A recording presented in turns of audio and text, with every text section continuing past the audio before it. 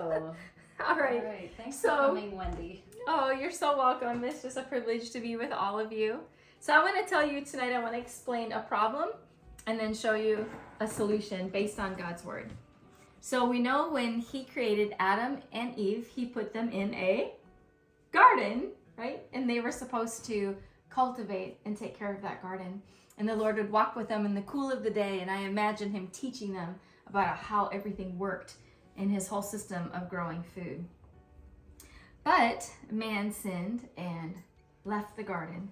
And when they left the garden, they didn't exactly follow his instructions anymore, which created a problem. So I'm going to get to that problem. But I want to first talk about the word cultivate. When God told Adam to cultivate, if you look at the Hebrew word for cultivate, it's quite interesting because it has some verbs that are connected with it. So the word cultivate, primarily we think of to till the land or to plow, right? But it also, the verbs that are attached to it, one of them is shamar, which means to guard and keep, which would be a form of protecting it, right? But then another adjective actually says to cause it to prosper. So to cause something to prosper actually means to make it better than what it was. It wasn't just a matter of maintaining it, but let's actually make it better. And I think that's amazing when we look at agriculture because, for example, in Papua New Guinea, we have a tribe that is surviving on 90% of their diet comes from sweet potatoes, and they have over 1,000 varieties. They have that because they plant them by seed. And when you start from seed, there's lots of genetic material present, which produces lots of different variations. Even in a family, you have the same genetics between a father and a mother, but you're going to get all variations in the children, right? It's the same true with plants. And so we had the opportunity to create more varieties of plants. And instead, we've actually lost 2,000 types of plants, and how many animals have gone extinct because we haven't really caused his creation to prosper. And there's a book that I read recently called Dirt, The Erosion of Civilization. And it's talking about how since the beginning, man has always done the same thing, strip the soil and strip it until it doesn't really produce anymore and then move to a different location. And then they might leave that sit for 70 years or something and then come back. But we don't have that luxury anymore, that we can just leave stuff sit for a long time and let it regenerate. So we really need to learn how to grow God's way and how to farm the way God would do it. So I'm going to show you an example of how critical this situation is. Let's pretend that this is the earth. Okay, this is the earth, and we have 8.2 billion people living on this earth. So that's a lot of mouths to feed. Everybody eats, but how much space do we have to feed all of those mouths? So that's what I'm going to show you. So with the earth, if we take it, I'm only concerned with, can I grow food? Where can I grow food on the earth? So if I take this and I cut it into 4 pieces,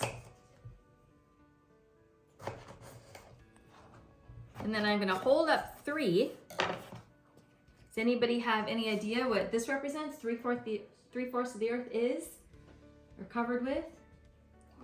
Water. Yes. So this is water. There might be fish there, but we can't grow crops here. So that's not somewhere we can farm. We can't grow our crops there. So now we have this much of the earth. I'm going to cut that in half. Any ideas what this would represent? Anyone know? Infrastructure. Yeah. Well, actually, this one is areas of the world where people can't live. It's not habitable for people or for growing crops.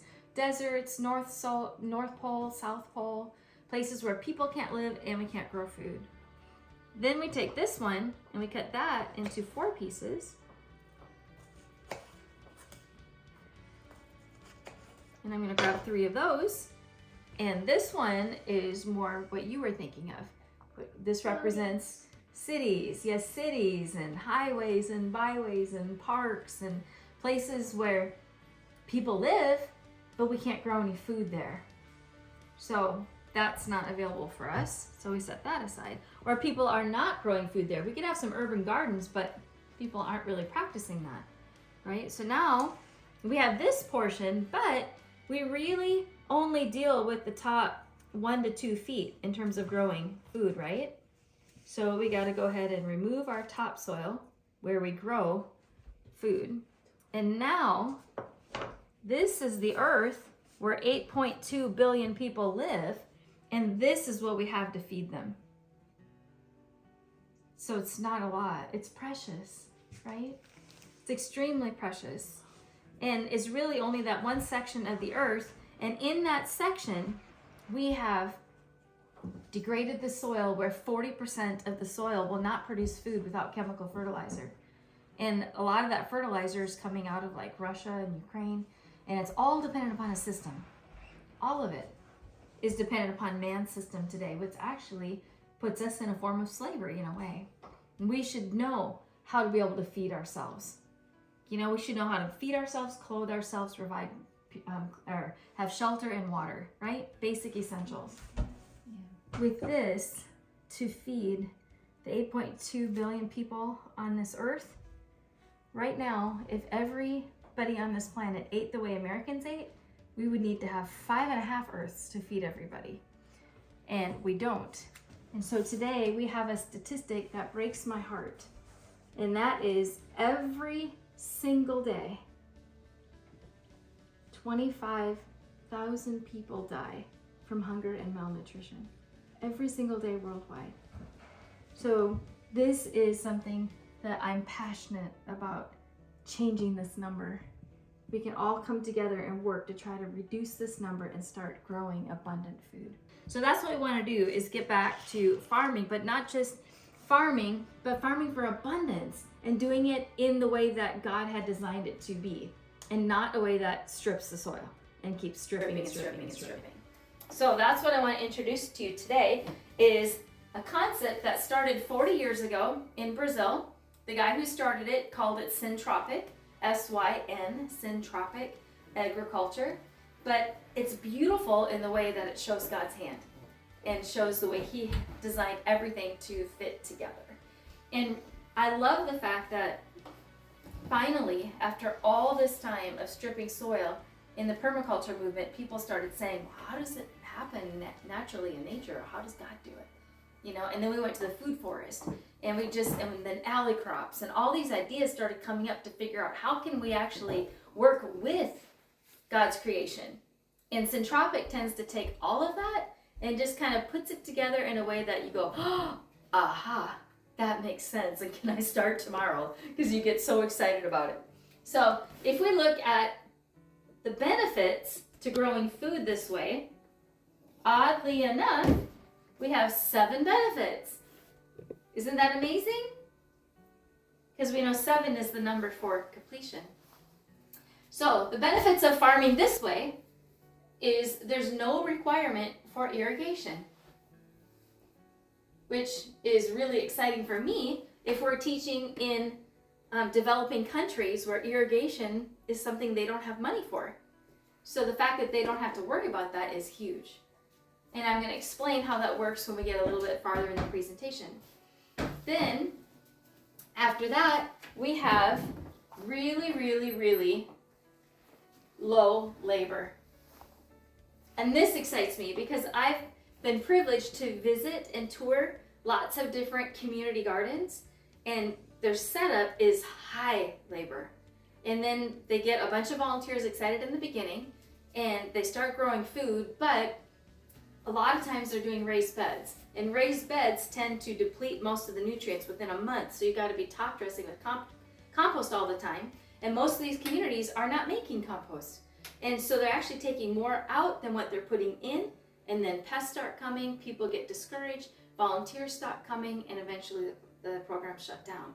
That's the experience that I've had so far. So for this system to be extremely, extremely low labor, that says to me, wow, we can get more and more communities growing food because we can handle it if it's low labor. And I recently completed a second time around of certification in syntropic agriculture in upstate New York. And they showed us some systems that were developed systems. And they had garden rows that were 1/3 of a mile long. And it was a commercial farm. So they were documenting all of their labor hours. And for that row, that 1/3 row of zucchini that they had, they documented for the year 8 hours of labor for the whole year. And you just go, what? But you'll start understanding as I explain the principles how that works. So very low labor, but extremely high abundance. Some of these systems are showing 5 times the yield. And so that's just crazy. And the other thing that's awesome is you don't need any outside inputs. So there's no need to go and run and get mulch or have mulch dropped off at your house or bringing in fertilizer, bringing in compost. This system, once it goes, everything is grown in place and it's right there to feed the system in place. So you're not bringing anything in, which is great because that saves resources as well and time and money. The other thing is there's no need for machines. So you could do a system like this with simply a machete, which again is great news for developing parts of the world. It doesn't have to have it, but if you have machines, you can make use of them. And there's still a way that you can use them, but you don't have to go out and purchase them if you don't have that as a resource. So that's exciting as well. And then we find, since these systems have been growing now for 40 years in different parts of the world, primarily it's been developed in Brazil, Australia, Germany, Italy, United States, and Canada. Those are where a lot of the training centers are. But it's sweeping across. I'm in a WhatsApp group of 300 to 400 people worldwide that are all just working at perfecting this because it's so exciting.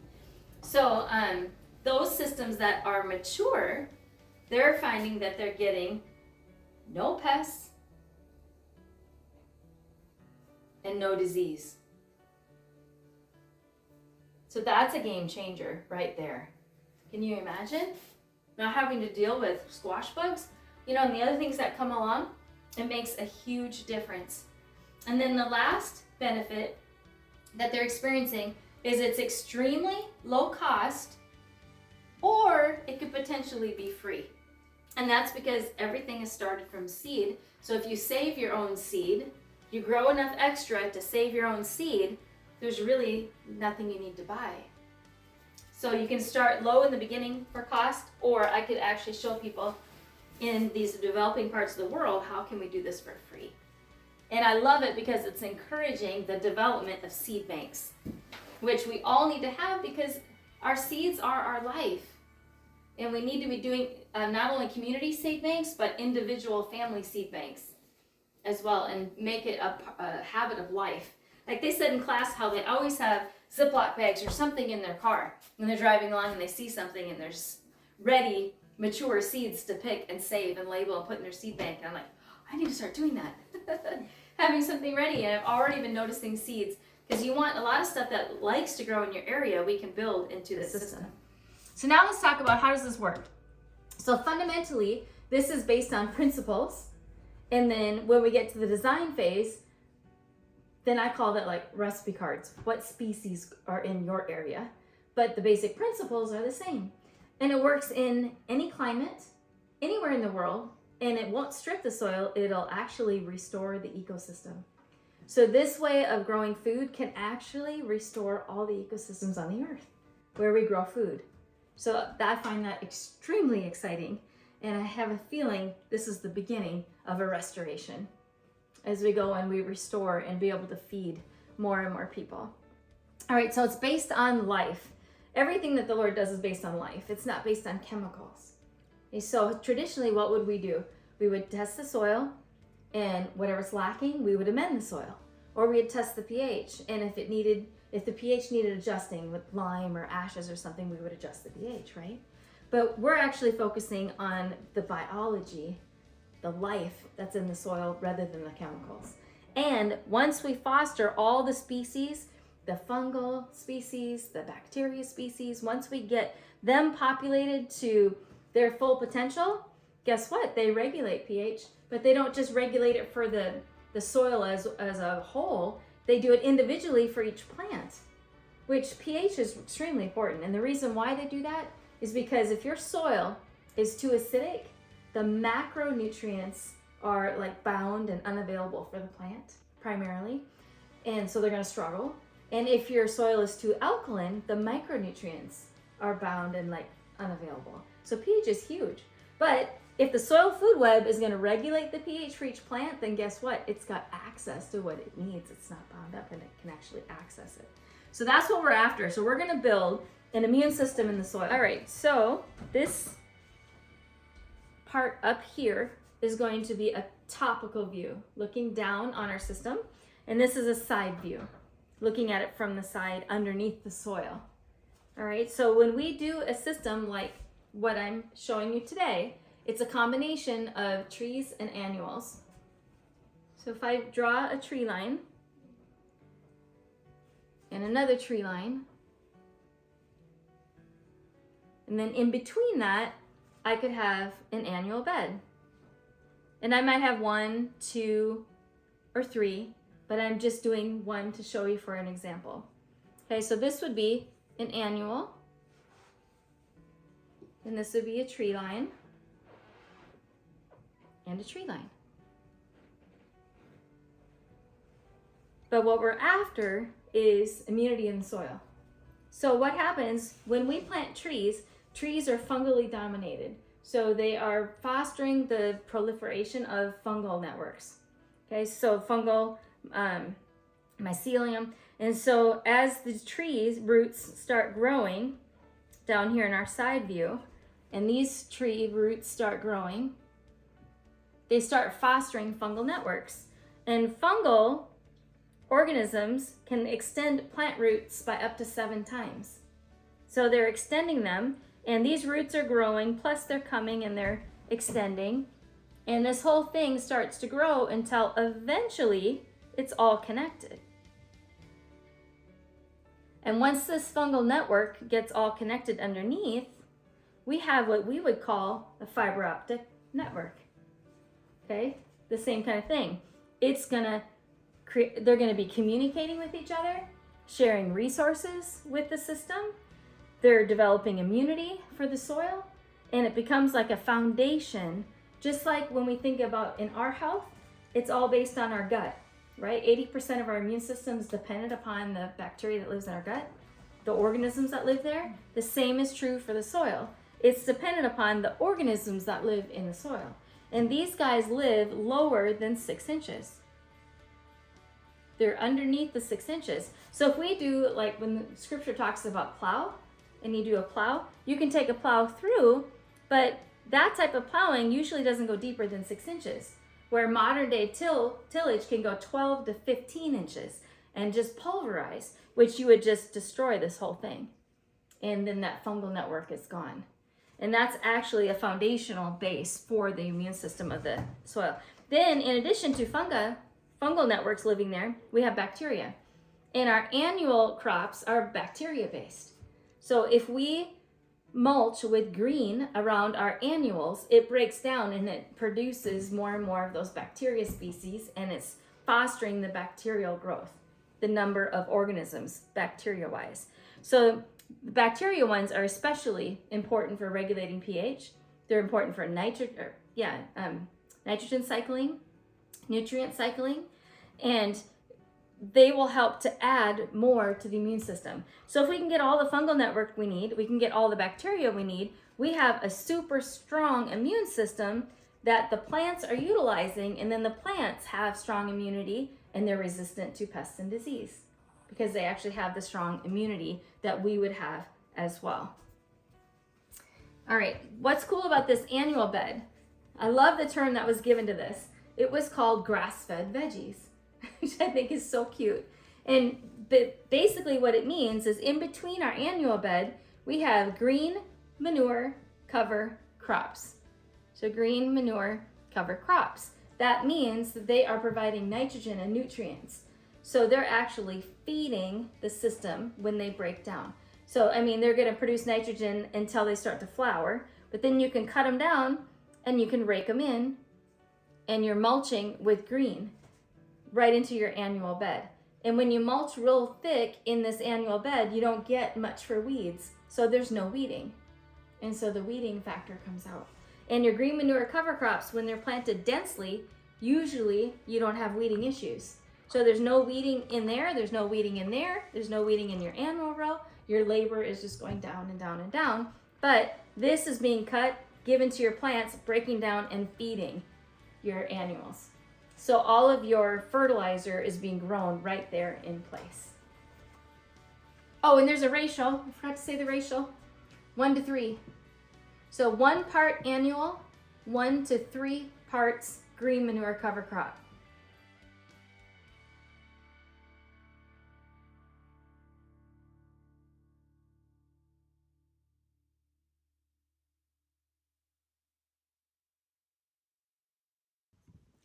So what type of trees are we going to put in our tree lines? We're actually looking for 4 types. The first one we call production trees. This is trees that you're growing for some kind of production, whether it's going to be a citrus grove, a grape vineyard, timber business, chestnut trees, anything that you're growing that you're going to produce a product. Whether you're eating the product or selling the product, it's producing a product. Then the next type of trees are biomass trees. These are trees that grow super fast and can handle heavy pruning. They're basically grown to produce more mulch for the system quickly. So they're just putting tons of stuff into where we're growing. Remember, all throughout time, we've always been removing more organic matter than what we're putting back in.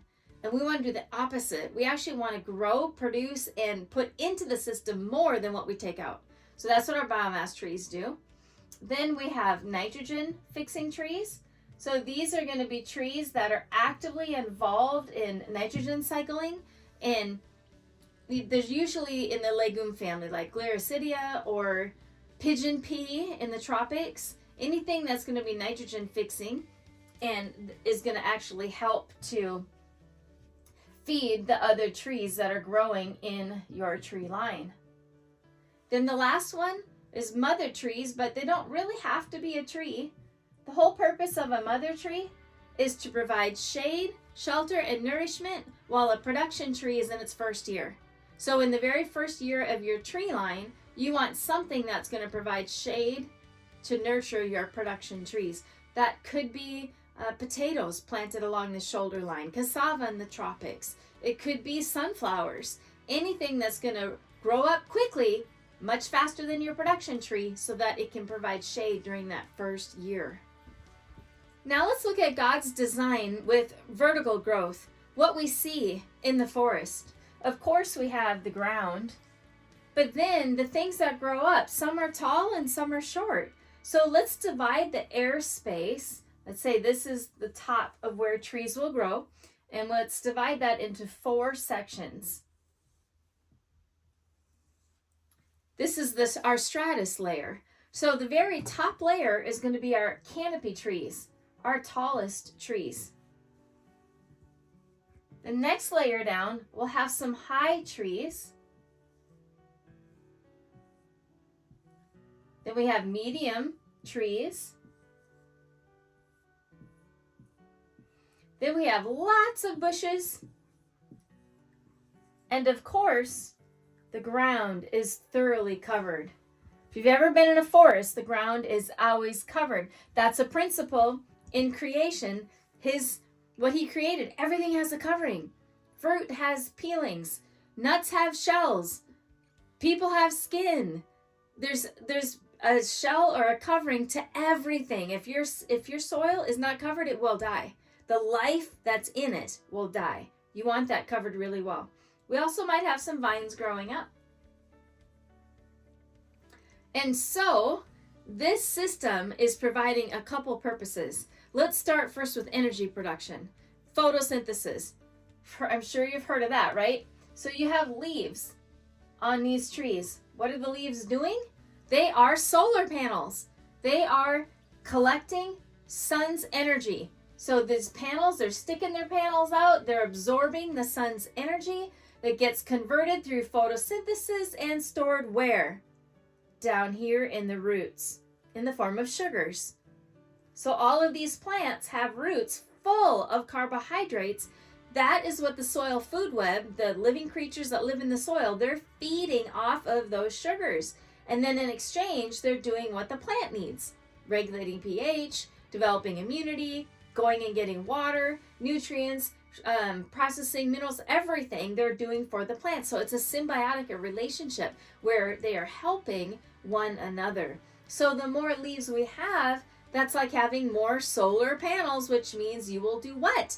You will process and absorb more energy to be stored in your battery and shared with the whole system. Because remember, underground, we have that fungal network that is going to go ahead and transfer and deliver all of that energy and resources to everything growing in your system.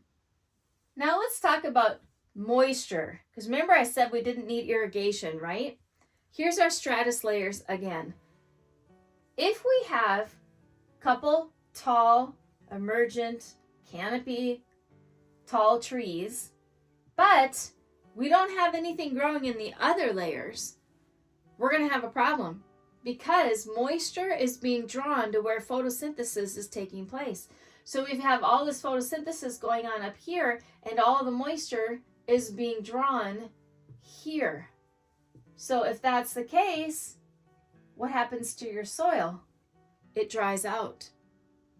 So instead, if we go back to what we had before, where we have all kinds of leaves and mass productions and all of that, everything covered really well, then our moisture is directed this way. The moisture is coming down, it's being concentrated down below, and it's being stored underneath the ground. And because you have such a nice thick covering here, it doesn't evaporate. It remains shaded and stored underneath the surface. And then guess what? The fungal network will pick it up, take it, and distribute it to everybody. So that's awesome. Now, in order to get this thing to be the right ratio, they've kind of come up with a formula. And that means for this section of the air, this is the top section, you only want to have it occupied with about 20% of leaves and tree branches. The next section, this piece of the air should only be filled by 40% with trees. The next one should only be filled up 60%. This one can be filled 80%. So 80% bushes growing in there. And then your ground cover, of course, is 100%. You always want that covered. And then any vines, you want to try to keep your vines to 5%.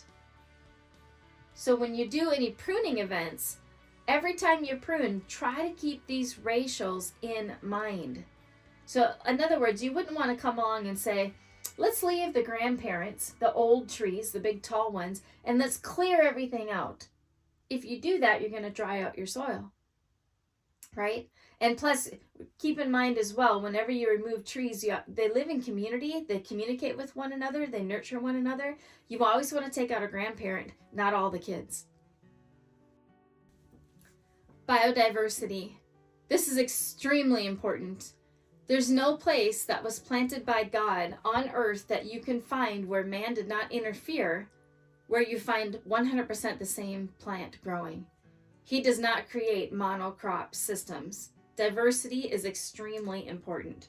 So if we look at this whole method, if we've got a tree line, and we have an annual bed in the middle, and we have our green manure cover crops. These are just plants that are grown for the purpose of creating nutrients. Usually a legume, like a bean plant, will produce nitrogen and it'll break down as fertilizer. There's two different things that are usually put into a green manure cover crop mix. One would be a bean or a pea, something that is going to fix nitrogen, and the other one would be a grain or like clover, because those hold on to the nitrogen. So one is making or processing, fixing the nitrogen. The other one is holding on to it and preventing it from getting washed down into the groundwater. So that's why a mix usually has both of those combined. So we have green manure cover crops, we have our tree lines on the end, and we have our annuals growing in the middle here. Okay, these can be walked on. You don't need to take any space up for sidewalks or walking paths at all. You don't have to maintain walking paths. You can walk on your green manure cover crop. I would probably leave a section of it, maybe closest to your tree lines, for saving seeds. Then the rest you cut and you rake in. You cut and you rake in. And then once or twice a year, you're going to come along and prune your tree lines. And remember, we have all of our trees growing in here. And you'll come along and you prune them down heavily. And remember, we're trying to stick to that ratio, 20, 40, 60, 80 in our stratus layers. But you prune heavily, and you prune it and you drop it right there. So it's chop and drop. You prune it, you lay it right down. So that's all of your brown mulch right there for your tree line. This is your green mulch raked in. So everything is grown in place. But what's amazing is when you come along and you prune this tree line down heavily, it's almost as if the trees go, oh no, we need to grow. What are we going to do? It's almost like mimicking a natural disaster, like a hurricane came through or something. And we can't prove it scientifically, but we see the results. It's like the trees go, oh, we need to produce growth hormones and pump them down into the roots. And then guess what? That's what's going on, because we see a growth pulse happening in these systems. It gets pumped down to the root, and then the fungal network, which is in the soil, can take and distribute that to the whole system. So let's say the growth hormones come down in here. You've got your whole fungal network underneath. So guess what? It's going to distribute these that are going to be pulled up and used everywhere, including your annual bed that you're growing. So the whole system is working in conjunction with one another to help one another. Getting back to the Lord's principle again of biodiversity, having tons of different species. We don't want to come and plant only one annual. Let's say this is just nothing but cabbage, and then our trees are only one thing, like moringa trees. Remember, we want 4 different kinds of trees anyway in terms of function. We want the production trees, biomass, nitrogen fixing trees, and mother trees. But beyond that, we want as many species as we can get. You know, in addition to our tree line, we might come in and have clumping grass along the edge. We might have lemongrass. We might do sweet potatoes as ground cover. I mean, we're going to put in as much different diversity as we can possibly do. And they've done tests. They've actually tested systems that have maybe 4 different things growing, and how many living organisms are actually in the soil. Then they've tested them, that have 10 or 12 different species. And the more things that you have growing in here, the more different organisms are actually populating inside the soil, which is like you would say our gut. Like humans could have up to 36 different thousand types of strains living in our guts. The average American has 300 to 1,000, so we're lacking. But the more we build this, the more different diversity we have, the more species will pop. You build it and they come. So, and I'm just fascinated by this, because if you stop eating beans, you stop eating them, and then you try to eat them later, you say, oh, they don't agree with me. They don't agree with me. I get gas and whatever, But the problem is you stopped eating them, and the gut bacteria that was feeding off of the digestion of those beans, they died out in your gut. But then if you start eating beans again, it starts to repopulate in your gut. And after about 2 weeks of eating beans, you no longer have the symptoms. So it's like it repopulates. So I don't know, how does that happen that you can eat a cooked bean and it puts bacteria into your gut? That's the question I have to ask God someday. But it's the same kind of thing. So these early species are going to bring the bacteria and the organisms that are needed first. And then as you go, more and more organisms are added to the system, or they're populating it as it goes. And so if we follow this principle, they've tested like tree lines and different systems where there's maybe only 2 or 3 plants growing. Think of a monocrop with only 1 growing. And they've tested how many species, the fungal and the bacteria, are living in the soil. And they went all the way up to 68 different things living in this same system, growing together. And they found that 16 was the sweet spot. Because once they got to, so if they had, let's say, only 5 things growing there, they had this amount of fungal organisms and bacteria organisms, but 8 had more. If you had 12, there was more. Like it kept repopulating and adding to it. But anything above 16, there was never any more. So if you had 30 different things growing, there was no more organisms living in the soil than when you hit 16. So that's like the target goal. If we can try to make sure we have that much diversity in what we're growing, then we'll get all of the needed species for our immune system in the soil.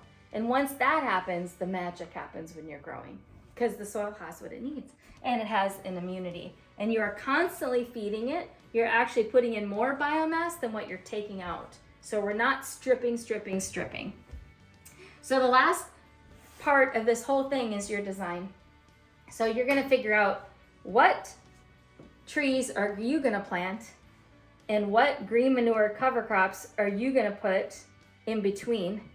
And that is your recipe card. And that's what we all have to come together to figure out, is what species work in our area, that we can, which plants will nurture the other tree, and create our recipes. But I find it amazing in Isaiah 41, the Lord tells us which 4 trees he's going to put in the wilderness and which 3 he's going to put in the desert. And it's like he was telling us what system he was going to use, because there's 4 different trees that go in here. And when I was looking them up, they seem like they fall into those different categories. And so it's amazing. You start doing it this way and you can start fostering abundance.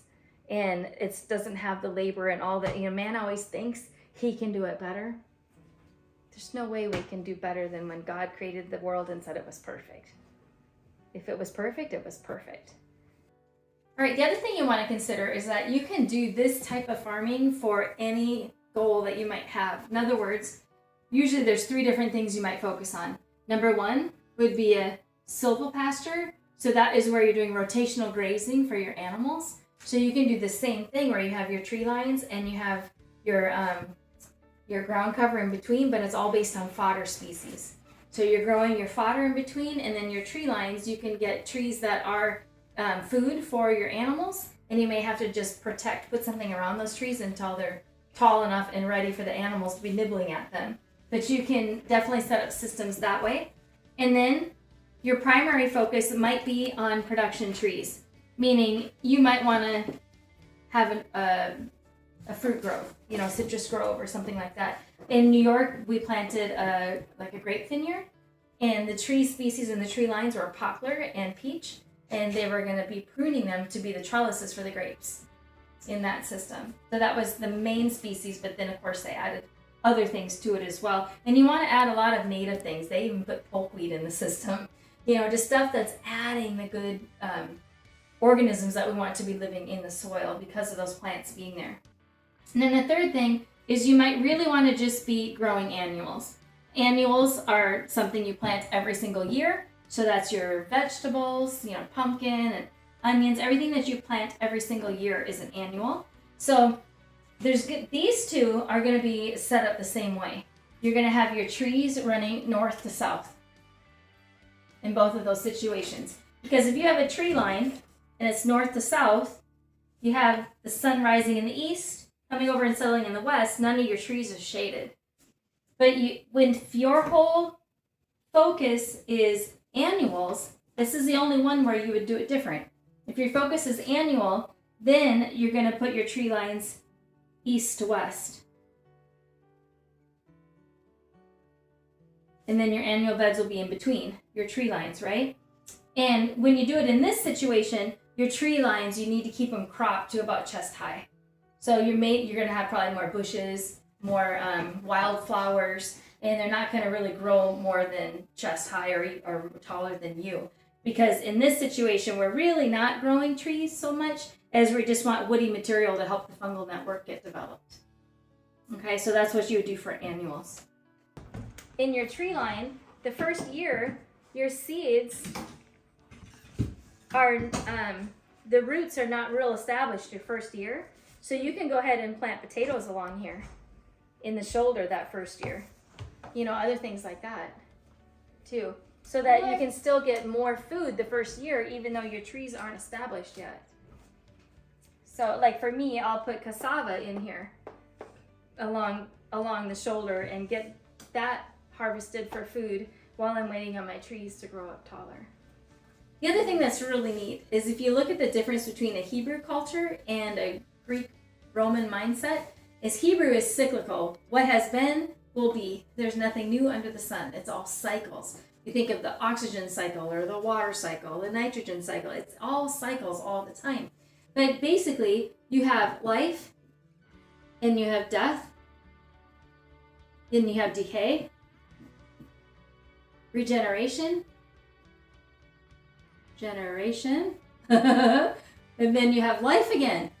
And so in our system, where we have all this biomass in the trees and the annuals, and we're coming along and we're just pruning and we're letting that drop to the ground, and we're letting that life that we just cut back is now going to die and is going to decay into the soil, and it's going to cause regeneration and life again. And so the whole system is like this perpetuating cycle. If we contrast that instead to what would be like a Greek and Roman mindset, with that one is linear, which would mean we're going to come along and we're going to plow and we're going to sow, we're going to weed, and we're going to reap.